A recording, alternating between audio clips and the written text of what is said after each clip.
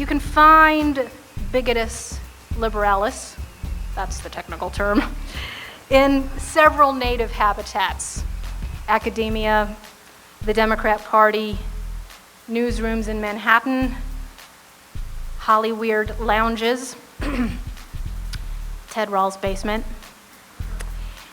They are slimy, thin-skinned, cold-blooded reptiles who speak with forked tongues.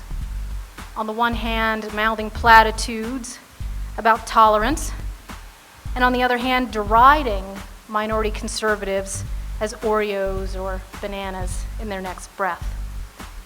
They are race-baiting reverends who slither from one photo op to the next, shaking down corporations and lining their own pockets as they accuse everyone else of selling out their race. They're Hollywood elites and lunatic left-wing bloggers who have no problem putting their political opponents in blackface and exploiting minstrel imagery as they sanctimoniously accuse their enemies of being racist. But bigotus liberalis could not survive and could not thrive without help from another political creature, conservativus terminus pateo. Okay, I'm totally faking, I don't know any Latin. But if anybody does and they can translate open borders conservative correctly, come see me at the book signing.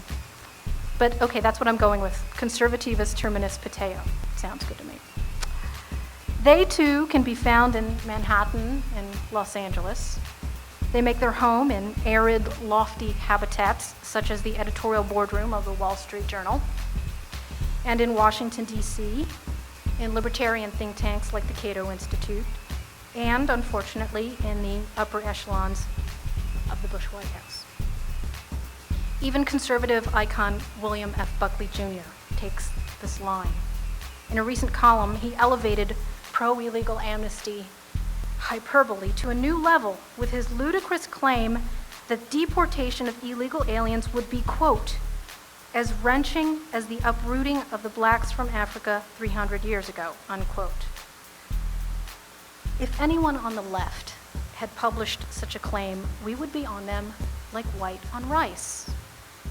But many of my colleagues cover their ears screaming, la la la, I can't hear you, I can't hear you, when you point out that kind of hysterical rhetoric coming from our side, while at the same time they put the blame only on Democrats for our border chaos. One of those schools that's getting our tax dollars is a Reconquista school in Los Angeles, whose principal teaches ethnic separatism along with Aztec math. It'll be part of your college curriculum too, watch out. The Race was a co-sponsor of this school with extremist activists from Mecha. And in an interview, the principal of the school, which is called La Academia Semillas del Pueblo, said this, and I quote, "We don't want to drink from a white water fountain. We have our own wells and our own natural reservoirs and our own way of collecting rain in our aqueducts. We don't need a white water fountain." Here's another one. The Dolores Huerta Preparatory High School in Pueblo, Colorado.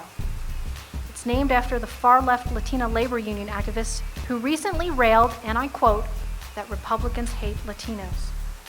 She praised illegal alien marchers, and she screeched that we didn't cross the borders crossed us. I want you to remember all of this the next time you read a Wall Street Journal editorial or White House press release attacking those of us who support enforcement first, those of us who support the rule of law among conservatives as the nativist right. If nativist is an epithet for conservatives who refuse to lie in bed with ethnic separatists and liberal bigots, I will wear that badge proudly, and so should you.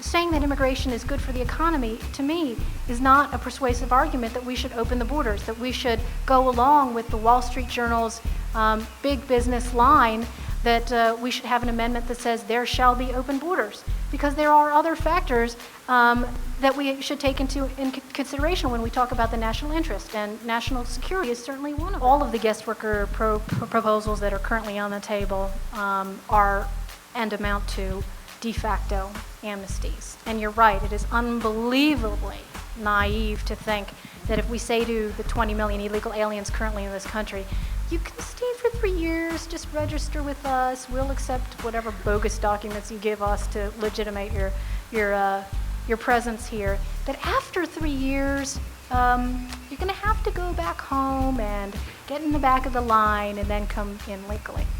That it is not going to happen.